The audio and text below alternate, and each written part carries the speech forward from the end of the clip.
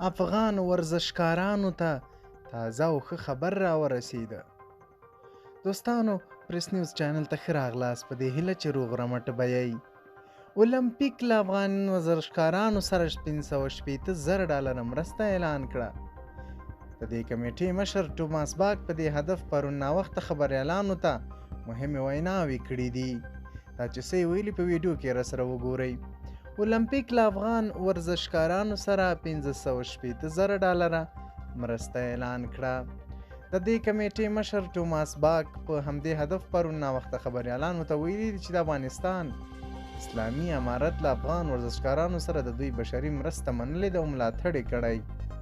نوموړی دا څرګندونې د اجرایوي بورډ تر 2 ورځنۍ غونډې وروسته کړي دي. دا مرستې به د کډوالو په چارو کې د ملګرو ملتونو د عالي کمیشنرۍ لخوا پر افغان ورزشکارانو وویشل سي. د تېرې اګست میاشتې په نیمایي کې پر افغان اسلامي امارت له واکمنېدو وروسته شاوخوا 300 افغان ورزشکاران روزونکي او چارواکي د اولمپیک د نړیوالې کمیټې په مرسته افغانستان څخه وایستل شول. د اولمپیک د نړیوالې کمیټې مشر ویلي دي چې د نومبر پر 18 په قطر کې د اسلامي امارت له مسؤلینو سره د پاتې کسانو ځانګړي ډول د میرمنو او نجونو په اړه هم خبرې کړي دي.